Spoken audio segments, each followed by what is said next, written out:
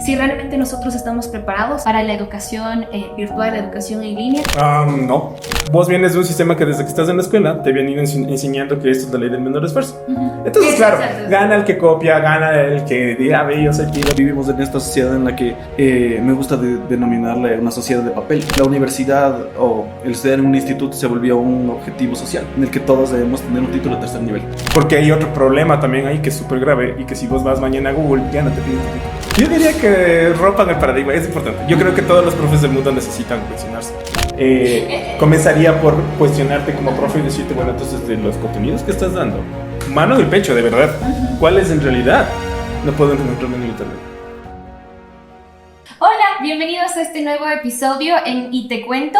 El día de hoy tengo a dos personas que nos están acompañando porque tenemos un tema muy importante acerca de la educación que estamos viviendo en la actualidad y la tecnología, y asociado sobre todo a nuestras clases virtuales. Entonces, por mi lado izquierdo está Javier Martínez. Por favor, Javi, un saludo, preséntate a las personas que nos van a ver el día de hoy. Ok, bueno, hola con todos, soy Javier, soy diseñador industrial. Me gradué hace un año más o menos y ahorita estoy haciendo un diplomado en diseño de juguetes de manera virtual. Tenemos una diversidad aquí y de eso exactamente se trata este espacio, de conocernos mucho más y de que cada uno de ustedes nos pueda apoyar con una percepción acerca de este tipo de educación. Y por mi lado derecho está Freddy. Por favor, Freddy, también preséntate a nuestro público. Gracias. Bueno, mi nombre es Freddy Alvear. Yo fui profe 15 años en la universidad y bueno, también estuve a cargo de todo lo que es educación virtual desde que comenzó la pandemia, un par de años. Soy diseñador y también tengo una maestría en gestión de proyectos e innovación de productos. Perfecto. Chicos, y justamente vamos a tener un montón de ideas que poder trabajar el día de hoy, porque nuestro podcast del día de hoy se centra en conocer si realmente nosotros estamos preparados para la educación virtual, la educación en línea y todo lo que se viene con esa transformación. Entonces, dentro de eso, para iniciar, tú, Freddy, cuéntanos, ¿crees que estamos listos nosotros como sociedad, como Ecuador en general? No. O sea, no sé si esté alguien listo. Eso justo estábamos hablando fuera de cámaras.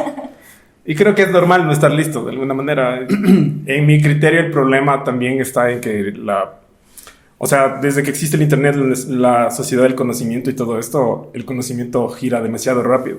O sea, hay una transferencia de conocimiento en el mundo todos los días que ni siquiera podemos imaginarnos. O sea, es inabarcable. Entonces, la respuesta corta es no, porque ni siquiera es tan fácil seguirle el paso. Y tú decías algo acerca de la conciencia. O sea, que ni siquiera somos conscientes de todo lo que hay, de lo que existe y hacia dónde vamos. Esa es una Sí, y sobre todo si lo pones en términos técnicos, tecnológicos, porque, o sea, cuando estudias un poco epistemología, cachas que hay dos partes importantes. La una es la más teórico-filosófica, que no cambia, o que cambia despacio. Perfecto. En cambio, todas las tecnologías y lo tecnológico va más rápido de lo que podemos percibir.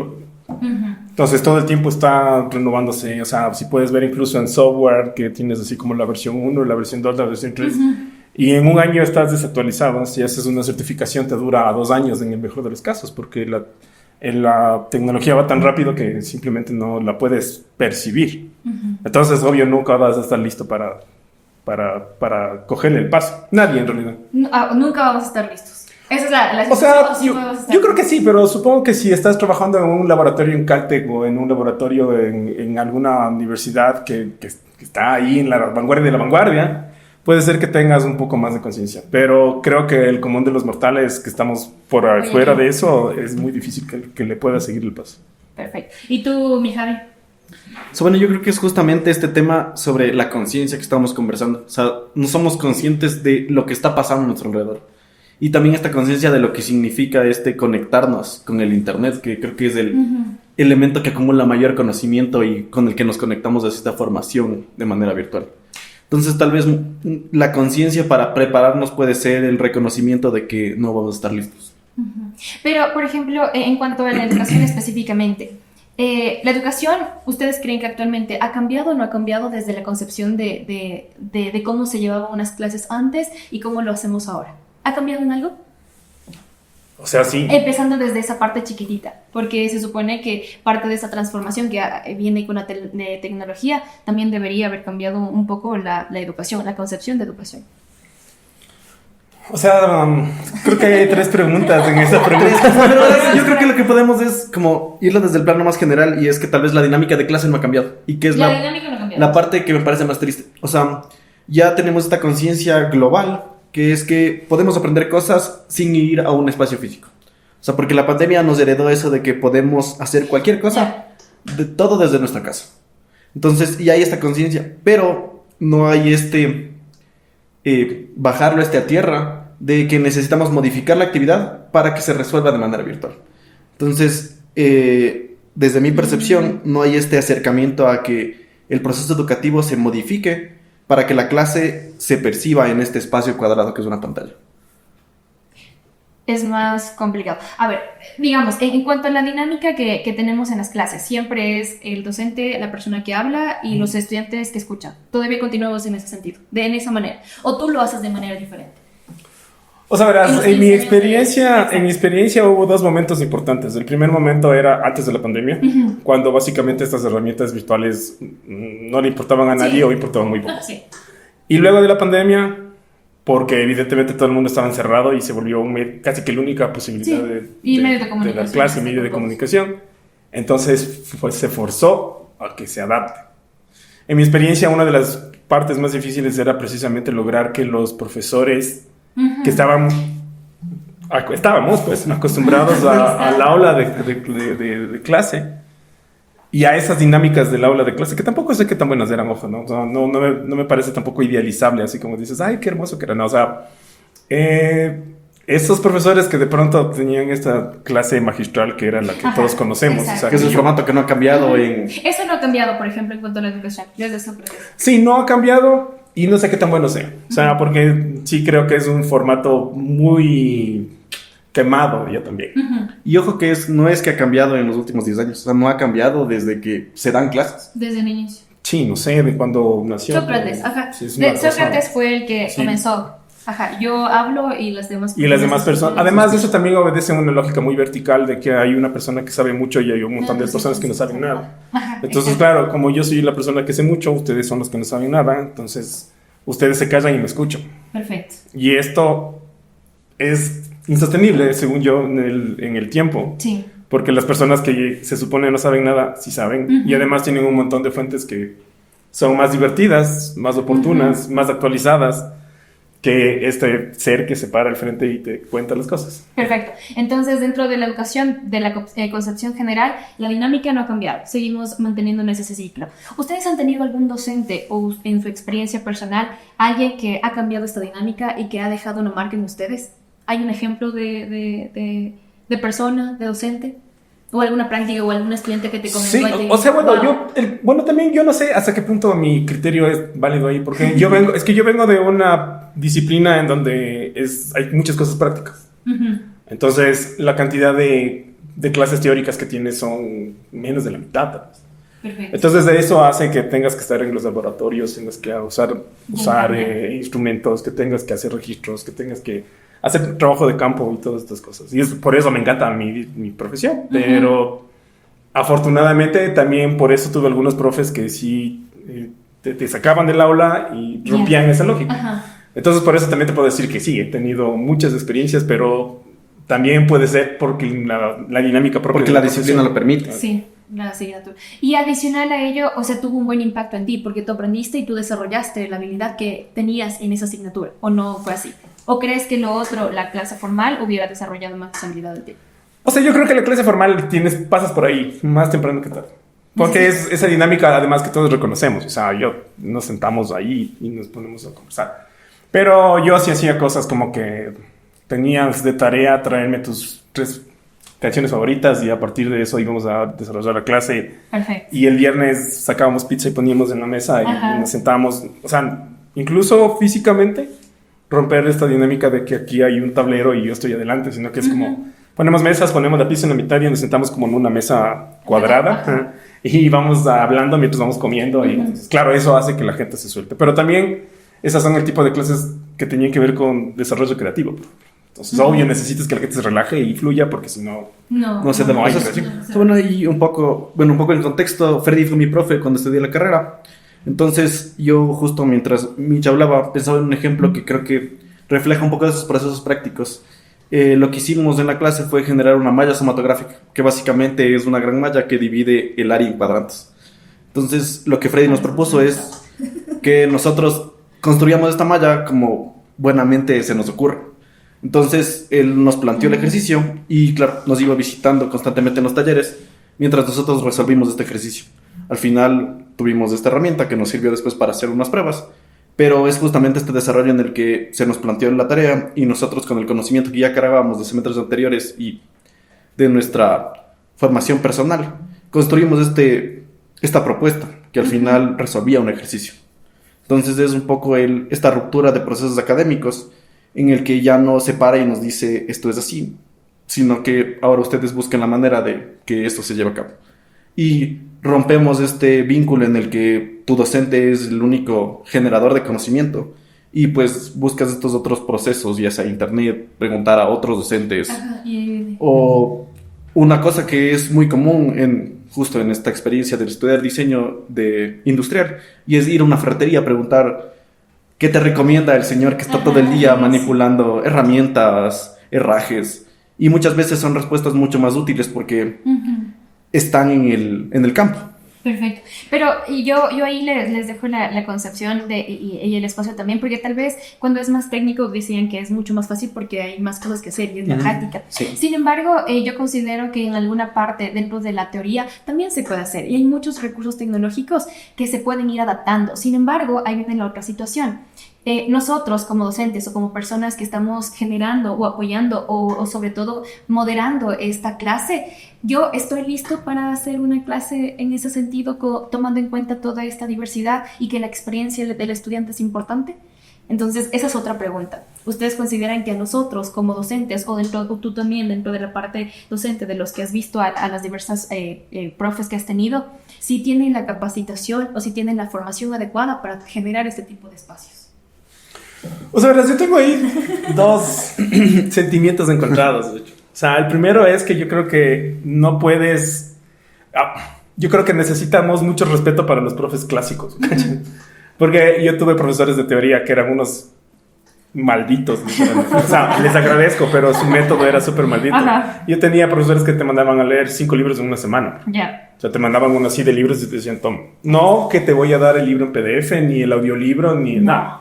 Crudo, toma. Y libros de filosofía.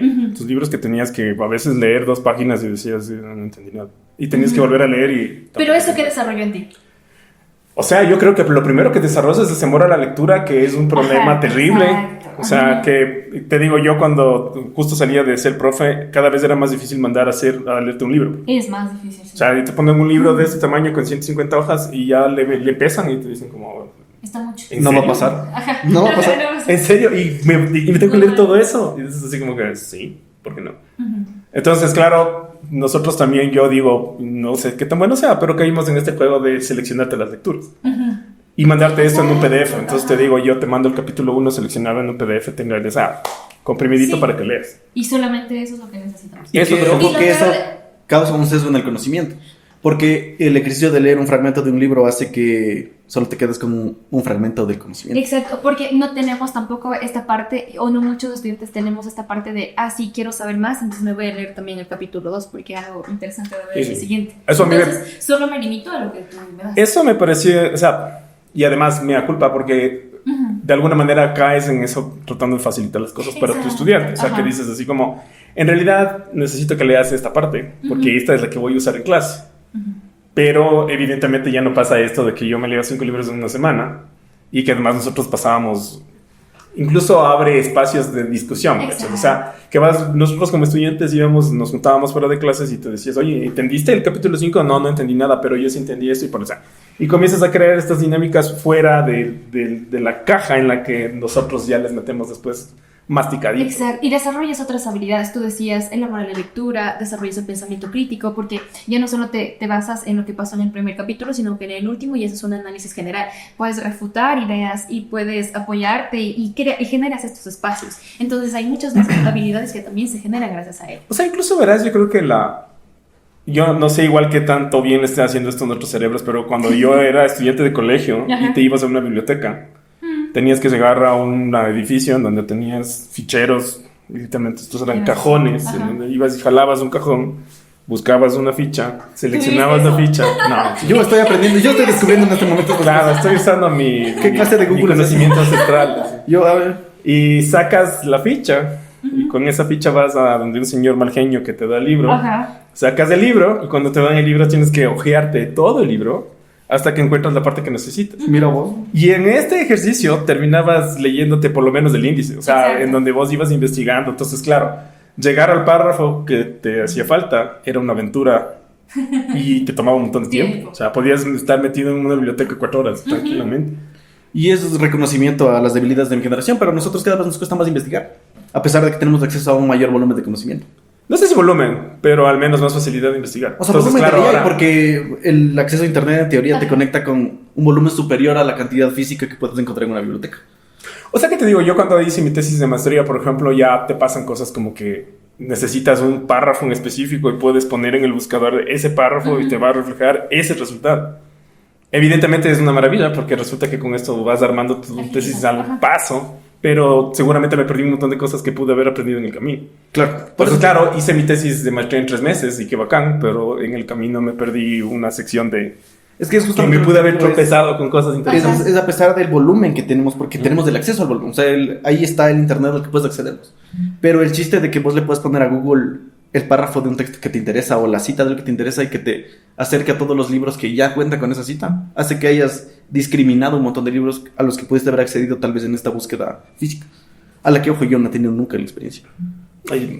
Y ahora se está poniendo peor. Sí, porque si ni siquiera Javi, que yo sí tuve la experiencia en la universidad, sobre todo, sí, ir a la biblioteca y necesitabas obligatoriamente por lo menos 5 libros para la tesis, que debe ser un libro físico real, que hayas encontrado en una universidad real. Entonces, y eso había que justificarlo. ¿Con qué? Con la ficha que te firmaba la gente. Esa ficha había que poner la evidencia de que fuiste a la biblioteca y que hiciste la situación. Sin embargo, ahora ya no. No, es que no es así. Ya no es una... O sea, te digo, en mi última experiencia académica estoy trabajando con un profesor, con un doctor colombiano que tiene desarrollado un chat. O sea, en ChatGPT, en el Pro, o sea, en la versión pagada, él tiene desarrollado un prompt, un super prompt, que además no te lo va a mostrar nunca, porque evidentemente es de santo grial. Pero esta vaina, si le dices, oye, dame, por ejemplo, en el ejercicio que hicimos fue, quiero hacer un proceso de investigación sobre este tema en específico, y le metes bien este tema en el prompt, y el ChatGPT te va a devolver el plan de tesis. Y me quiero decir. Y claro, cuando yo lo vi en vivo, yo estaba sentado, pero esto es online, ¿no? Igual. Entonces yo estaba sentado viendo cómo se hace y fue como... Yo me demoré, cuando estaba en el pregrado, yo me demoré 3 meses en hacer esto, que ChatGPT acaba de hacerlo en 40 segundos. Y claro, al final de eso, además te da la bibliografía tentativa y te dice, mira, aquí hay 30 textos que te pueden servir para justificar lo que está arriba. Perfecto.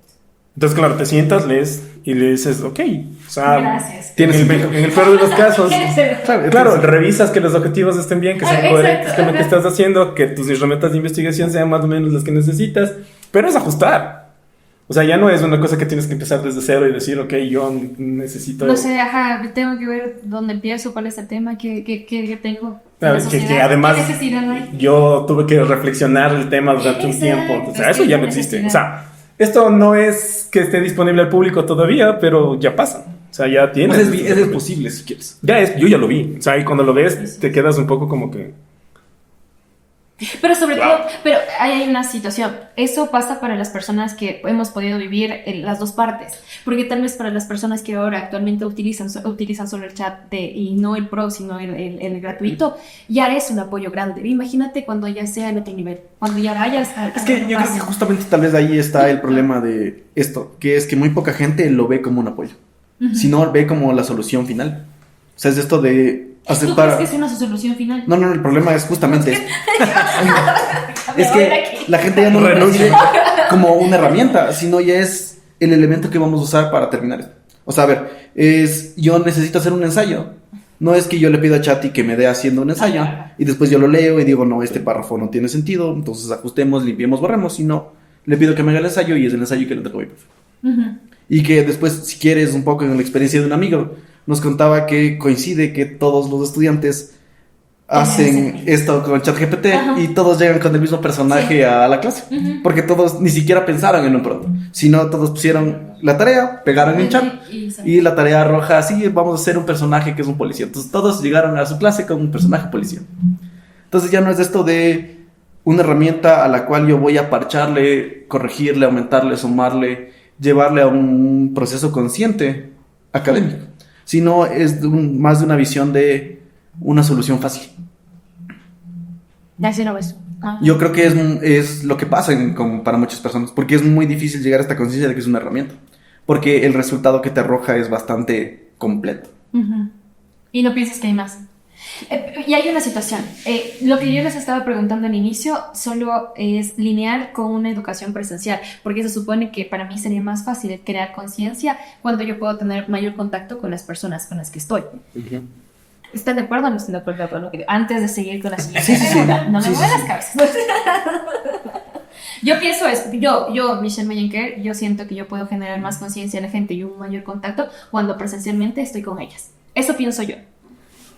O sea, yo creo que... voy a poner mi lado más hippie, pero yo creo que también es importante que tengas cierta conexión con tu gente, o sea, con tus estudiantes. Eso es una cosa que yo extrañaba mucho en la pandemia.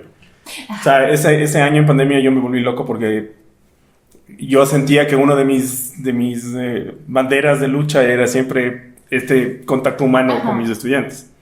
Y ya al menos avanzada la pandemia había estos momentos en los que prendías la pantalla y tenías un montón de cuadros con nombres y le hablabas al aire. O sea, Sí, Es que pasa y eso es, o sea, a mí me destruye el espíritu. O sea, eso era así como yo estoy aquí en mi casa sentado dando todo, pero al otro lado hay cuadros que no sabes si están o no están dormidos o te pusieron, como decían mis estudiantes, en modo radio y ya, ahí estás. Es que pasan varias cosas. Yo creo que el primer elemento es que perdemos un montón de medios de comunicaciones adicionales, porque ya solo tienes este medio oral, que es vos me dices y yo te respondo. Entonces ya no ves si te tuerzo los ojos, ya no ves si estoy cabeceando en la clase. Te pierdes esas reacciones no verbales que tienes y también todos estos factores ambientales que también te da una clase.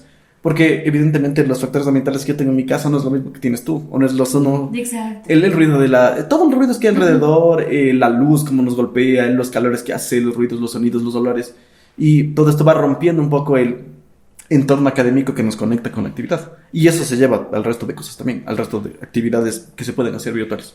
Y la otra también es que llevamos, creo que al punto máximo, este ejercicio de una clase magistral. Porque ya no solo es que una sola persona va a hablar, sino que ahora también tengo la capacidad de desconectarme de la clase. O sea, el poner el micrófono apagado.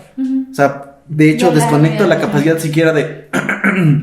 o de toser o de respirar duro. Sino que ya es básicamente tu profe hablando y hablando y hablando y hablando. Y justamente a esa me llevaba a mi siguiente pregunta. Es que la situación es que lo que hablábamos anteriormente es para una clase presencial, para yo lograr esta conexión con las personas con las que estoy trabajando, pero hacerlo virtual ya trae también otros retos diferentes. Porque está esta situación que ustedes me comentan de que no sabemos qué es lo que está viviendo, no puedo hacerle un seguimiento porque ni siquiera puedo ver su lenguaje corporal, no sé si le parece interesante, si le está aburrido, si aprendió o no aprendió. Y a veces es eso, hablarle al aire. O sea, es decir, ¿tienen alguna pregunta? Bueno, aquí presencialmente por lo menos uno ya ve la cara de... no entendí. O de sí, de verdad, quiero hacerlo, voy a buscarlo. Entonces, eso no existe en la parte virtual. Y ahí vienen nuevos retos que nosotros tampoco, según lo que yo veo y lo que hemos estado hablando, tampoco estamos preparados para eso. Si ni siquiera tanto en la parte presencial con la tecnología ya es complicado hacerlo, ahora mucho más es con la parte virtual. En ese sentido, ¿qué consideran? Con la tecnología más avanzada en la parte virtual. Yo creo que estamos en la mitad porque la pandemia no fue una cosa que pensamos. O sea, no es una cosa que planificamos, sino algo que pasó. Y nos sacó a todos de nuestras zonas de confort, lo que hasta cierto punto está bien. pero creo que tampoco nos ha permitido ver todas las posibilidades. Entonces, ¿qué te digo? Yo en alguna lectura encontré una universidad que no está reconocida por nadie, pero que según yo es como deberíamos tratar de educarnos en el futuro. No sé, además iba a decir futuro, si viste, pero se me quedó en la mitad porque yo creo que no estaban lejos de eso. O sea, la idea de esta universidad era, y además es como romper el paradigma, todo el paradigma. O sea, es como decirte, sabes que no necesitas ni el edificio. O sea, es así como que borra y va de nuevo. Entonces, la idea de esta universidad era que, digamos que yo me quiero hacer diseñador, ya, lo que yo estudié. Entonces, tienes contenidos que puedes autoeducarte, porque tienes libros y tienes manuales y tienes mails. Esto tienes una aula virtual y por lo tanto te puedes conectar si quieres aquí en Quito, en Katmandú, o donde quieras. Entonces te conectas, abres tu compu y recibes este paquete de contenidos que están como los que están ahí. Luego sí tienes un tutor que no es tu profe. O sea, no es este man que se para adelante, sino que lees y dices, sabes que yo no entendí esto. Entonces le dices a tu tutor, oye, esta parte no caché, ponte en un Zoom y lo arreglamos. La parte de esto también es que también se enchufa mucho con esto de los nómadas digitales, ¿eh? O sea, que básicamente podrías meterte compu en una mochila e irte mochileando de aquí hasta Buenos Aires y en el camino ir estudiando. Porque puedes, mientras tengas internet. Entonces, claro, te armas tu tutoría con este experto, porque además lo chévere de esto es que no necesariamente tu profe está en un país, o sea, no es que tiene que estar en el Ecuador. Entonces, digamos que el especialista en lo que yo necesito está en Japón, entonces le pones un Zoom y te dices, claro, sí, nos ponemos de acuerdo en esta hora, hablamos. Entonces tienes acceso a los mejores profesores del mundo, literalmente. Desde el punto de vista del tutor. Y desde el punto de vista de la formación práctica, digamos que ya necesitas entrar a un laboratorio para aprender algo específico. Ya, digamos, como decía el Javi, necesitamos un laboratorio de antropometría. Entonces, ¿dónde tenemos un laboratorio de antropometría? El mejor de la región, solo por ponerte un ejemplo, está en Colombia, en Bogotá. Entonces, como yo estaba yéndome a Lima, digo, ok, ahora necesito... me desvío. Claro, necesito irme a este laboratorio porque en mi ejercicio académico estoy justo ahí. Entonces, cojo un avión y me voy. Y que si quieres, pierde un poco esta palabra de académico. Y mi proceso es formativo. No, académico. 100% académico. 100%. Formativo sería otra cosa. ¿Pero qué sería académico? Porque esto quiere decir además que desde tu formación abrazas toda la parte de investigación. Y la investigación se hace en vivo. O sea, no es un ejemplo que... Y en un profesor te dice, vamos a hacer la guía del laboratorio y tienes que seguir. No. Es que yo estoy haciendo algo práctico. O sea, yo estoy diseñando un auto para una empresa en Alemania. Y esta cosa va a funcionar, o sea, es real. Mi ejercicio y mi universidad imaginaria tiene un convenio con, ponemos a Peugeot, ¿ya? Entonces te dice, yo necesito que me diseñes un tablero, ok, me das el ejercicio y digo, bueno, pero yo para diseñar el tablero necesito un laboratorio de antropometría. ¿Dónde hay? En Colombia, ok. Entonces me voy a Colombia y tengo a mi disposición a todos los profesores de esa universidad que te van a decir, ok, para hacer esto necesitas esto, aquí tengo estas herramientas, levantas los datos, resuelves tu problema, le entregas esto a la universidad que está, a la empresa que está en Alemania, y la empresa hasta te paga, o sea, te dice, ¿sabes qué? Aquí tengo estos $10,000 que me están estorbando para que continúes tu proceso académico, porque ya no es solo formativo.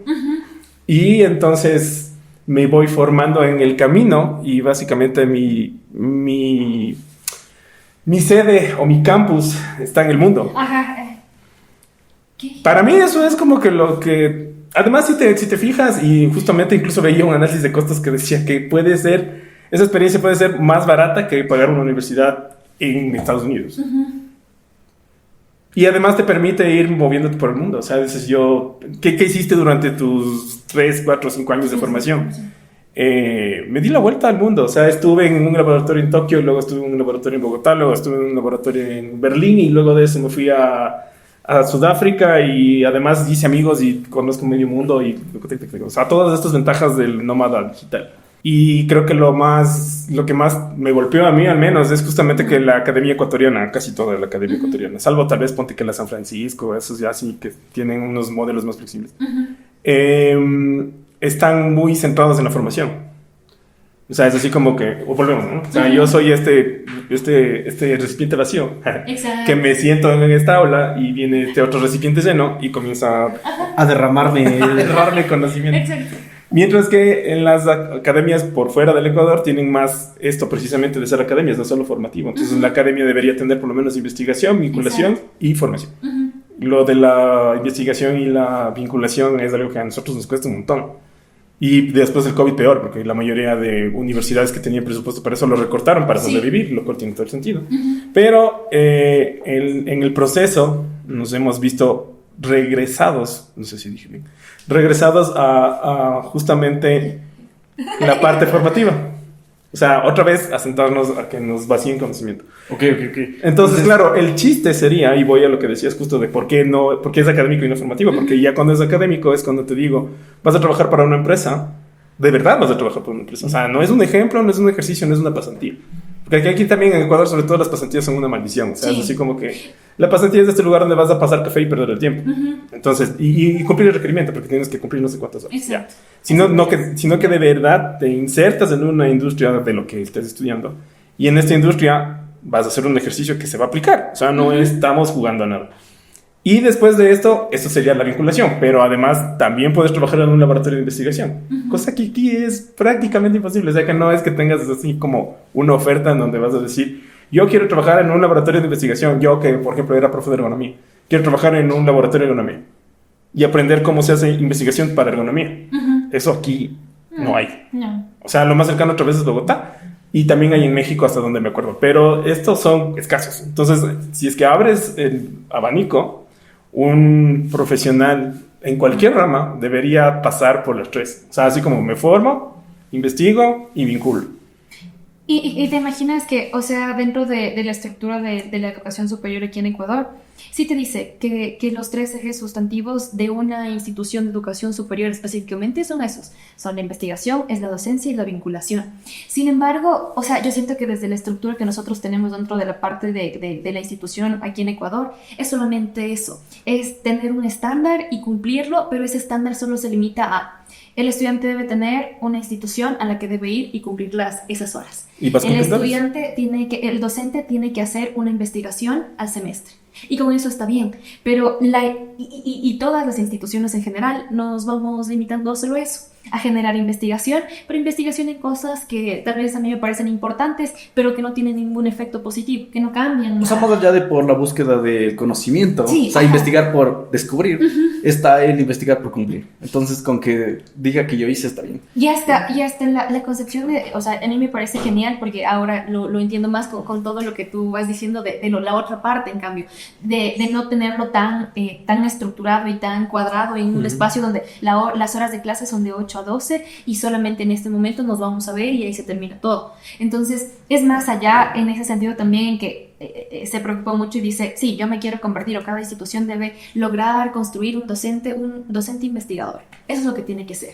Pero ¿cuántos realmente dentro del Ecuador, cuántas instituciones realmente tienen docentes investigadores que se enmarcan y quieren crecer o quieren aportar y crear estudiantes que tengan la misma línea que ellos?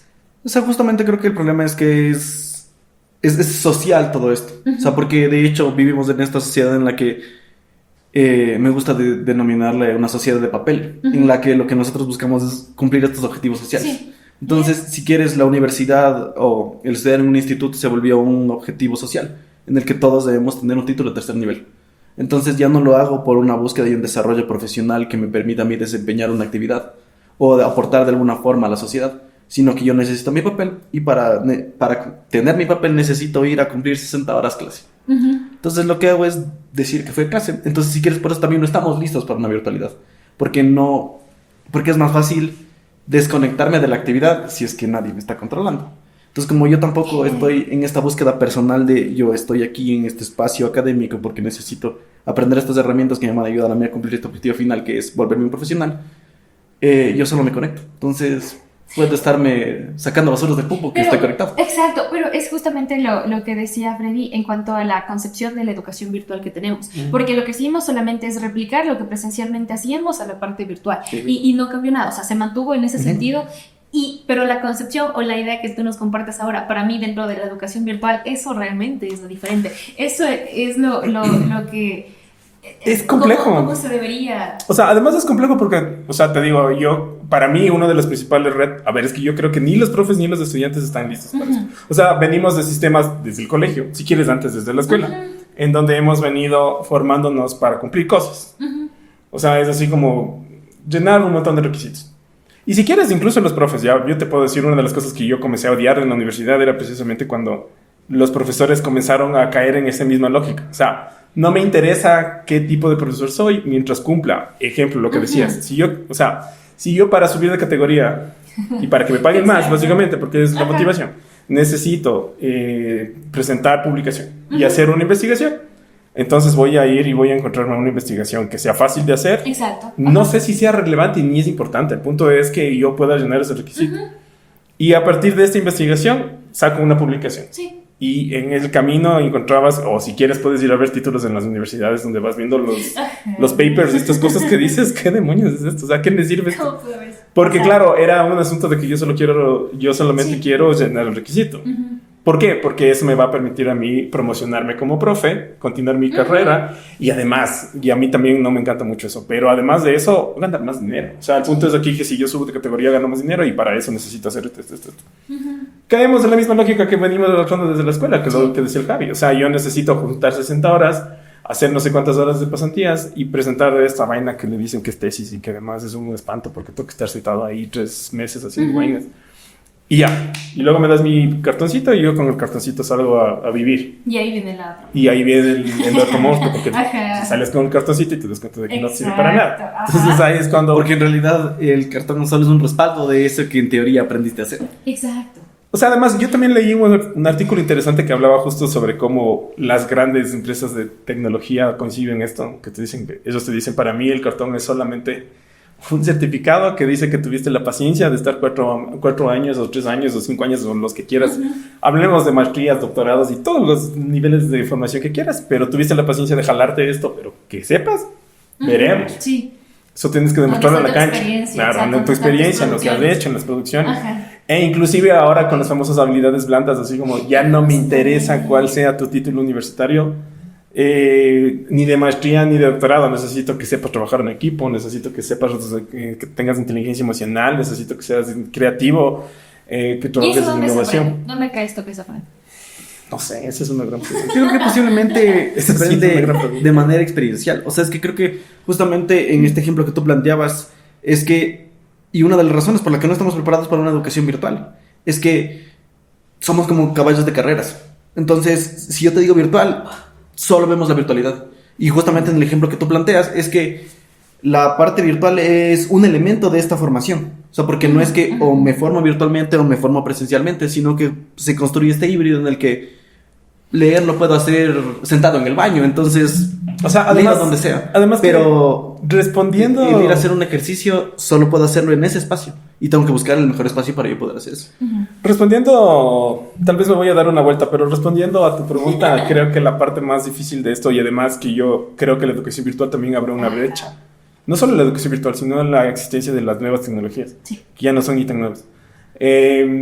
Entre los estudiantes, o sea, verás, una de las cosas chéveres que a mí me pasó es que yo fui 15 años profe. Y en 15 años yo podía decirte cómo llegaban los estudiantes de los colegios hace 15 años y cómo llegaban de los estudiantes de los colegios hace 2 años. Y hay una diferencia. Y tal vez la diferencia más dura de decirte, que además te va a sonar, tal vez opinión un poco popular, pero se nota mucho en la brecha entre los estudiantes que son más... Estoy buscando una palabra que no suene tan fea. Sí, o sea, es entre los estudiantes que son más pilas, por ponerlo en la forma más ecuatoriana posible, y los que no son tan pilas. El que no es tan pilas, lo que va a hacer es usar los medios tecnológicos para salir del paso. O sea, que le vas a decir, oye, te voy a mandar esta investigación, y el otro, bueno, dice, como dice el Javi, ¿no? ChatGPT, entonces copia, pega y te entrega al día siguiente, y ya. O sea, yo cumplí... O sea, si quieres... Cambiemos la palabra, creo que no es pilas lo que estás buscando, sino tal vez es más vivo. O sea, tenía la palabra sapo en la cabeza. Pero hice un esfuerzo por ser buena gente, pero vos no me lo... Es que si quieres el más vivo. Sí. El más sabido ya. El más sabido. O sea, sí. Y además acabas de arruinar mi esfuerzo. Pero sí. Entonces, ese es el plan A. Pero el plan B es que yo creo que además, yo alguna vez, opinión un poco popular número 2, en un grupo de profes que no les gustó el comentario, dije, ¿qué vamos a hacer el día que nuestros estudiantes se den cuenta de que lo que les enseñamos está en YouTube? Y que les estamos sacando... ¿Qué se han dado cuenta? Voy a poner un número al azar, $500 por lo que cuesta esta clase. Por darles contenidos que podrían encontrar en el internet. El día que se den cuenta, nos vamos a quedar sin trabajo. Y además el problema es que lo hacen de manera más divertida. Y además que vos le puedes poner pausa y puedes regresar y puedes ver. Y si es que no te gusta, puedes buscar otro. O sea, entonces, claro, yo les decía, el día que un estudiante pilas se dé cuenta de que podría autoformarse prácticamente sin necesidad de pisar un espacio llamado instituto, universidad, lo que quiera. O que comience a exigirte cosas. Por ejemplo, otra cosa que yo siempre... Y este fue un temor no reconocido de profe ya. Yo dije, uno de estos días me va a tocar un estudiante que me diga, eso no es así. ¿Y no te tocó ninguno? Sí, tenía más desafiantes, pero sin mucho argumento, por suerte. Pero yo dije, por suerte, sí, es que es de esas cosas. Esa es la vez de que ya no soy profe, pero sí, yo sí tenía miedo de que uno de estos días yo esté en pleno éxtasis académico, a veces que vos estás en el pizarrón, así como que ves, ya qué bueno que soy. Y alguien se para y te diga, yo leí no, eso no es. Y te quedes como no es. Y que te saque y te diga, no, verás, yo leí un artículo recién que salió, porque además todo esto está en el internet, entonces yo soy afiliado a que me llegan las publicaciones del MIT. Y salió una publicación del MIT que dice que lo que vos estás diciendo no es cierto. Y aquí está, mira, que es así. Entonces que te quedes como que... Me voy a mi casa. O sea, yo dije ese día seguramente renuncie voluntariamente. Diga, ya la vida no tiene sentido, me voy a dormir. O sea, porque de alguna manera también y eso también no sé qué tan bueno sea.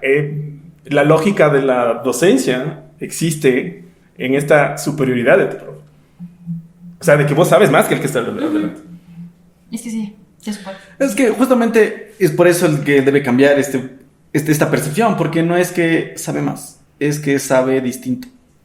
No, yo creo que incluso en algún momento el estudiante debería saber más. O sea, que llegue un día en el que este pilas superas al maestro. O sea, por ejemplo, yo siempre tuve miedo de que yo entregue, que al principio te exigen entregar los sílabos y te dicen, aquí está toda la bibliografía.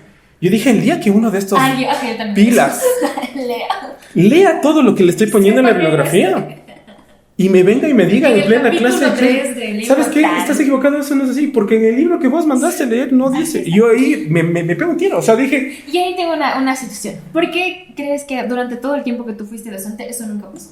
Porque afortunadamente, entre comillas, para los profesores del mundo, los estudiantes vienen formados para jugar al sapo. O sea, vos vienes de un sistema que desde que estás en la escuela te vienen enseñando que esto es la ley del menor esfuerzo. Entonces, claro, gana el que copia, gana el que diga, ve, yo soy pilas porque hice esta consulta desde cuando había Wikipedia hasta ahora que ya dices, bueno, y ahora ya tengo inteligencia artificial. No te olvides del rincón del mago, mijo. Esto no puse de ejemplo porque ya me sentí viejo hace un rato, entonces dame eso. Pero el punto es que, claro, esta cultura es una cultura tan arraigada que a los estudiantes no se les ocurre. Bueno, he tenido un par de casos, pero normalmente no se les ocurre cuestionarte. Que incluso pueden cuestionarte con tu propia bibliografía, porque les das todas las armas. O sea, yo siempre dije, esta gente no se da cuenta que le estoy dando todas las armas. O sea, que yo le presento al principio del semestre un documento en donde le digo cuándo voy a entregar las notas, cuáles son las notas, cuáles son las... Y le estoy llenando los libros. Actividades. Yo decía, uno de estos días alguien se va a dar cuenta. Se va a leer los libros, va a chequear los cronogramas y me va a matar. O sea, me va a decir, oye, disculpa, pero tenías que haber dado esta clase hace 2 días. Y yo así como, ¿dónde está? Aquí en el documento que vos firmaste, con tu firma. Y entonces ahí te vas a quedar en clara posición adelantada, pero no ha pasado. Y no pasa porque, como te digo, hay esta cultura. Pero debería comenzar a pasar más. O sea, debería haber alguien que te cuestione a niveles en donde te bote del aula. O sea, que te diga, sí, sabes que no sabes nada. Porque además, incluso que te diga, otra cosa que yo siempre te digo, que alguien te diga, oye, muy chéveres tus libros que presentaste en tus sílabos, pero yo tengo estos 3 más que están más actualizados que los tuyos y que además están rompiendo el paradigma que me estás tratando de enseñar. O si quieres, son más cercanos a nuestra realidad, porque no usar el libro europeo, sino yo te traigo el de mi autor colombiano que viene a ser más real porque aquí estamos hablando de pura latina. Entonces, ese fue... Además, eso ya es un alivio, no ser profe en estas cosas, ¿ya? Cuando dices, yo le tengo pánico a este estudiante que debe estar en algún lugar del mundo y Pero- que en algún momento te va a levantar la mano y te va a dejar llorando en el escritorio. Debería haber, o sea, y de alguna manera cuando son clases creativas y donde no necesitas tener la razón, cuando tienes, como los procesos creativos son muy abiertos, entonces ahí sí puedes jugar esto ya. Que además, por ejemplo, yo tenía un profesor de dibujo que tenía una metodología en donde le presentabas tu dibujo, te veía y te decía está mal. Y le decías, ¿por qué? Y decía, no sé. Y vos te quedas como, ¿cómo no sé? Es que no sé, es problema suyo. Yo lo único que le voy a decir es que esto esté mal. Es Celso Rojas, que es un artista reconocido aquí, que es tal vez el mejor profesor que te dio vivir. Entonces él te corregía, no te corregía. O sea, solo te decía, solamente no está bien, vaya y averigüe por qué.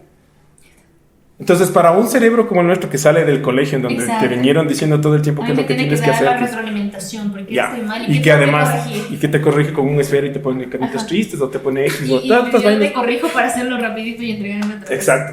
Que venga un profe y te diga, no sé, vaya y averigüe. Es como, Y ya, o sea, te juro, ¿dónde te quedas timbrando ocupado, así como, ¿qué es esto? O peor, yo me acuerdo que uno de sus ejercicios más graves era que él te ponía un papel craft de tamaño acero, o sea, el grandote, Ya. y te daba un carboncillo. Y te decía, dibuje lo que quiera. Y te quedas como que, ¿cómo lo que quiera? O sea, lo que quieras. Es que no sé lo que quiero. Dibuja lo que quieras. Entonces ahí es conocidísimo lo que sea. O sea, es que te quedabas como que, pero dime, dame una guía. ¿Cuál es el tema? No hay tema, dibuja lo que quieras. Te estoy dando un pliego de papel craft y un carboncillo para que dibujes lo que quieras. Y se shock. Y chao. O sea, solamente te quedabas viendo el papel así como que, pero. Entonces, claro, además él comenzaba las clases diciendo, yo no vengo a enseñarles nada. Yo no vengo a enseñarles nada. O sea, si ustedes estén esperando que yo les voy a enseñar cosas, olvídense, porque a dibujar nadie les enseña. Es un proceso que vos tienes que hacer y vas encontrando tu camino. Y lo único que voy a hacer aquí es pararme a decirte qué es lo que está mal. Pero ni siquiera por qué. Solo te voy a decir, eso está mal. Y cuando te preguntan por qué, digo, no sé, vaya. Brutal. O sea, él, por ejemplo, es de estos profes que yo no me voy a olvidar nunca, que te quedan así como... Y aprendas a dibujar, no Exacto, sabes cómo. sí. O sea, al final Es que, sales... si quieres, lo que pasa también es que, o sea, no podemos encontrar una estrategia para que este es el santo grial de la enseñanza, sino que justamente la disciplina, la herramienta, la actividad que estás aprendiendo requiere un proceso formativo, porque si quieres esta habilidad de dibujo, lo que requiere es que vos básicamente te enfrentes al papel todos los perros días hasta que... Pero digamos que mi mensaje al respecto, y respondiendo un poco a tu pregunta, es que yo creo que en el momento en el que los estudiantes se den cuenta, o sea, todos los que somos podemos ser y tenemos el potencial, porque no creo que... Exacto. No creo que dejamos de estudiar y de aprender nunca, pero si nos damos cuenta de que todos los contenidos, gracias al internet, y es así como que tienes tu teléfono y con una búsqueda ya lo tienes. Y si quieres hoy, gracias a la inteligencia artificial, le puedes preguntar cualquier cosa y te va a dar una respuesta bastante acertada. Cuando nos demos cuenta de que podemos hacer esto solos, estas personas van a venir a cuestionar nuestros procesos educativos a tal nivel que vamos a tener que replantearnos. Cosa que no ha pasado porque no tenemos quien nos cuestione todavía a ese nivel. Pero como profes ya deberías estar así. O sea, la pregunta a mí siempre me queda sonando. O sea, ¿qué estás haciendo que no haga YouTube? Sí. Sobre eso, Y si es quieres una pregunta... una experiencia un poco más cercana hacia el otro lado, durante la pandemia yo aprendí Inventor. Y el Inventor lo aprendí porque mi docente publicó un montón de tutoriales de YouTube en la plataforma virtual. Y esa era mi clase. O sea, de hecho, si quieres, nos conectábamos al Zoom a Es lo que dices. ver el YouTube. Y justamente en un punto llevé el cuestionamiento de, oye, pero básicamente tu clase es, me estás poniendo el tutorial y si yo te pregunto, oye, ¿cómo es que hago esto? Me dices, busca otro tutorial. Entonces, ¿cuál es tu contribución académica y por qué me estás formando? Entonces, ahí si quieres la experiencia negativa fue que cuando nosotros fuimos y nos quejamos, nos dijeron, no sé, pandemia. Pero ahí va lo que tú decías del complementar con otros lugares, porque ahí está. Perfecto, no entendiste cómo, entonces en este lugar, cuando decías, ahí vas a hacer la práctica y hay personas que te pueden... Ya, pero sí te das cuenta de que lo que estás admitiendo es que estos contenidos posiblemente... O sea, yo voy a ponerme en el supuesto de que me voy a poner esta universidad de los sueños, ¿ya? Comenzaría por cuestionarte como profe y decirte, bueno, entonces de los contenidos que estás dando, mano en el pecho, de verdad, ¿cuáles en realidad no puedo encontrarlo en el internet? En realidad, lero. Y ahí es donde te quedas como que, híjole, ¿y ahora? Y claro, como rol como docente, entonces ahí te quedas como, ¿qué les estoy dando yo a mis estudiantes? Sí, básicamente todos estos contenidos los pueden encontrar en el internet en una búsqueda simple. Ni siquiera tienes que buscar mucho, o sea, es como... Y eso te digo, eso sí es que ya gracias a la inteligencia artificial ahora no le pides bibliografía y te dice, claro, aquí están los libros, y te dicen dónde puedes encontrar. Y luego pagas una suscripción que te cuesta 20, 30 dólares y entras a la biblioteca virtual y buscas y te descargas y lo lees. Y ya está. ¿Y qué haces? O si quieres, lo escuchas. O peor, o sea, ya tienes lectores de estos de que te bajas el PDF y te pones los audífonos y estás ahí en la estática mientras escuchas lo que te van contando. O si quieres, seguimos jalando ese hilo de lo que pueden hacer estas herramientas, pero te descargas el PDF, le subes y le dices dame un resumen. O sea, además ya le puedes pedir. Es que eso es lo sé. Tienes estos, por ejemplo, yo el otro día vi una aplicación que le puedes. Estos ejercicios que me mandaban a mí a resolver en el colegio, así que tenías que resolver 500 ecuaciones y no sé qué, ya. Le escribes en la pantalla con tu lapicito.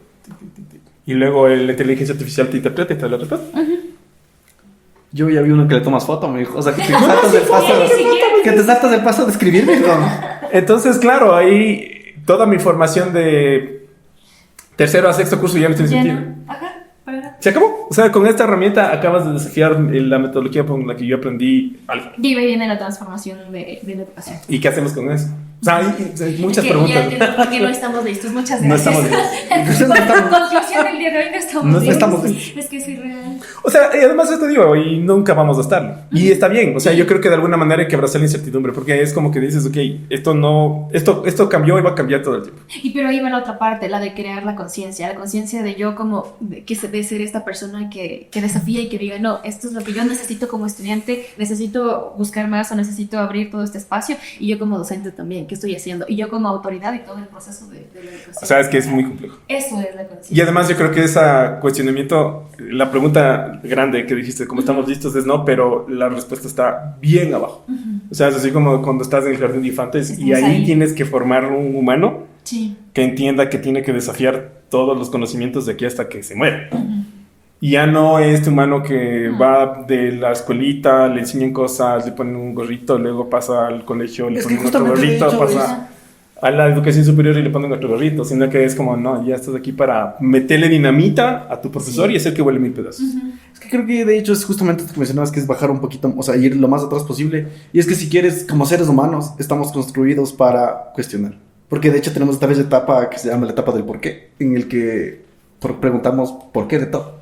Pero se nos enseña a que en algún punto... Cállate. Sí, que hay un límite para ti.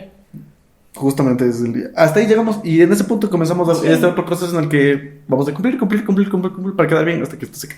Y para ir cerrando, ¿esta universidad de los sueños sí existe? Es que ya me quedé con O la idea de la sea, universidad de los entiendo sueños. que yo leí eso en la pandemia y fue resultado de la pandemia. O sea, que era un millonario, que no me conté esa gente que ya tiene todo el dinero del mundo y ya no tiene de qué Y ahora preocuparse. tiene Que se sienta a pesar. Y que busca trabajar. Ya sí, tiene- a Se sienta pesado. Entonces, hasta donde sé, sus principales problemas eran justo de acreditaciones. O sea, porque de alguna manera aquí hay el CENESID, en un punto te entrega un cartoncito y te dice, yo como Estado ecuatoriano reconozco que el ciudadano con cédula de identidad, se jaló 5 años metido en este lugar y por lo tanto es lo que yo puedo decir. Y tiene su cartoncito y con esto sale a pelear. Pero claro, el principal problema que tenía esta universidad de entrada era, ¿y ahora quién reconoce esta vaina? Porque si es que yo me voy a un laboratorio en Alemania y luego tengo un cliente en Estados Unidos y otro laboratorio en Sao Paulo, ¿cómo se llama la obra? O sea, ¿quién reconoce esto? Y desde aquí, de allá, acá, claro, estaban ahí, o sea, pero como ves, eran más problemas legales, logísticos. O sea, de hecho, conceptuales ya no había. O sea, de hecho, el tema es que básicamente el tema es que no calza en el constructo social que tenemos. Claro, el punto es cómo lo insertas en la estructura social, porque era un desafío tan grande a la existencia de la academia que nadie quería hacerse cargo de ese pavo caliente. O sea, ¿y ahora qué es esto? Posiblemente es un camino solucionable desde estas disciplinas un poco más prácticas. Porque tal vez en leyes necesitas el reconocimiento de el país donde vas a ejercer leyes, o la zona que va a reconocer si aquí manejas medicina porque puedes ser doctor. Este país. Pero tal vez hacia este lado un poco más hacia como eres parte de nuestra creativa, podemos acreditarte como este grupo de creativos Yo que siento dicen que se podría iniciar, sí, pero que para las otras carreras también hay un futuro en eso. Porque la medicina es salud y salud es para todo el mundo. Sí, pero el tema es, porque según yo es esto de llegas a aprender cómo funciona la medicina en este país, porque también llega esta línea de los limitantes de recursos y de tecnología. Porque posiblemente sí te vas a otro país, pero resulta que no hay esa máquina que vos necesitabas para hacerle la cirugía del ojo. Entonces, O sea, yo creo que tenía el problema que tiene todo desafío al paradigma. O sea, desafías a tal nivel el paradigma que luego el paradigma se queja. O sea, te dice, ok, qué buena tu idea, pero ¿y ¿quién reconoce tu título? ¿Dónde estudiaste? ¿Qué institución me avala a mí que pasaste por este proceso de conocimiento? Y no había una respuesta, pero este millonario decía básicamente, en el fondo no me importa. Porque hay otro problema también ahí que es súper grave y que si vos vas mañana a Google ya no te piden tu título. Entonces, claro, él decía, ¿ya para qué? O sea, a mí no me importa que no lo reconozcan porque haz una prueba a esta persona y ve que sabe y le das trabajo. Y tiene las habilidades que necesita para trabajar. Mucho más tal vez que una persona que ha pasado Que ha pasado con su en educación título formal y que tiene un montón de títulos y que le falta desarrollar. Y además, habilidades. y también opinión poco popular número 3, es que luego te vas dando cuenta que la titulitis que en el Ecuador no es... La titulitis en el Ecuador debe tener sus 16, 15 años de existencia. O sea, cuando yo tenía, ¿qué te digo? Yo cuando comencé a ser profesor, deben ser unos 14, 15 años, estaban en boga las maestrías, ¿no? Entonces ahí si vos te hacías tu maestría, todo el mundo decía, wow, el man es máster, ya. Pero luego todo el mundo fue máster y ahora es como que dices, ya, bueno, sí, solo uno. Ya, solo bonito, sí. Ya. Y luego, ahora por ahí anda ya la fiebre del doctorado, ¿no? Y dices así como que es que el man es doctor. Y dices, o sea, sí, pero luego yo he conocido más de los que me gustaría. Gente que tiene maestría 1, 2 y 3 y doctorado, que no da pie como bola. O sea, que le pones a resolver un problema y se queda como que no sé, no entiendo eso. No. Y ahí es donde dices, ok, ¿para qué? Y volvemos al pa' qué haciendo un match con lo que decías de la Universidad de los Sueños, porque la Universidad de los Sueños no necesita títulos. Me encanta. Quiero una Universidad de los Sueños. Gracias. Yo también. Yo quiero ser profe en la universidad. ¿Dónde encuentro el artículo de la Universidad? Te lo voy a mandar, no me acuerdo exactamente cómo se llama y en qué punto estará, porque para serte sincero, yo leí esto, debe ser un buen 2022 por ahí. O sea, es una conversación que hemos tenido varias veces y a saber de... Hay que googlearla, porque en serio hay que buscar a ver dónde anda, porque seguramente en estos 2 años debe haber volado a algún lado. Por favor, ahí está la invitación para que todos vayan a leer, porque yo también necesito esa información. Sí, capaz en la descripción ya ponemos un link. Por favor, muy amables. Muchísimas gracias, Cami, muchísimas gracias. No me voy a hacer si me acuerdo. Freddy. Eso, memorable. Sí, yo lo recuerdo. De verdad, por este espacio, a mí me gustó mucho aprender de ustedes dos, entender todos estos conceptos, y aún nos queda pendiente un tema más que es acerca de las habilidades, porque estas habilidades, hay mucha diferencia entre las habilidades que nosotros desarrollamos en la parte presencial y estas que también se pueden desarrollar a la par en la parte virtual. Entonces ahí está la siguiente invitación para ustedes, para hablar mucho más de estas habilidades que necesitamos desarrollar. ¿Quieren decir algún mensaje para las personas que nos acompañaron el día de hoy? Que se transformen, que se despierten. O sea, que se gobiernen. Yo diría que rompan el paradigma, es importante. Yo creo que todos los profes del mundo necesitan cuestionarse. Además, se van a meter en muchos problemas porque es parte del resultado del cuestionamiento, pero yo creo que mientras más desafíos tengamos los profesores, me voy a volver otra vez de este lado. Me he entrado y he seguido como dedo la mano. Pero sí, yo creo que los profes sí necesitan mucho que les muevan el tapete. O sea, creo que hay demasiada seguridad. O sea, justamente creo que es del conflicto construye conocimiento. Sí, ese conflicto, pero bueno, también necesitamos romper esa estructura vertical que es horrible. Pero bueno, es mejor, creo yo, en el largo plazo, cuestionar que ser el que se queda al final del aula, así como que, y voy a cumplir los requerimientos para tener mi carta. Sí, o sea, yo creo que el mensaje que quiero dejar es que hagamos las cosas con un objetivo más grande que cumplir un requisito. O sea, si vamos a estudiar, busquemos que estas habilidades o herramientas que estamos aprendiendo sean con el objetivo de volvernos un profesional, con el objetivo de hacer cosas, más no con el de tener solo un papel. Y yo me despido mucho con el hecho de que yo sí quiero crear, y primero quiero ser parte de una universidad así del mundo, la universidad de mis sueños. Porque ya es mi sueño, ya no es mi sueño. Comienzo a sentir que me inventé. Claro. La responsabilidad es muy grande. No, y ahora yo lo voy a hacer. Michi University. Michis. Suena bien, oye. Entonces yo sí quiero hacerlo, y parte de mi propósito de vida es crear un lugar así, y no lo había enfocado en ese sentido, porque mi fin es apoyar a niños especialmente, porque yo siento que ahí está el cambio, y de ahí en adelante hasta la parte adolescente encaminar que se conviertan en eso. Entonces a mí me ayudó mucho en eso, en fomentar y en ayudar a este propósito de vida que yo quiero desarrollar, y por eso te agradezco mucho también, y a ti también, Javi, por abrirme los ojos en ese aspecto. Y nos vamos a despedir de nuestra actividad del día de hoy. Les agradezco. Gracias, y bienvenidos a este espacio en el ITQ, donde puede ser... Puede ser. Puede ser.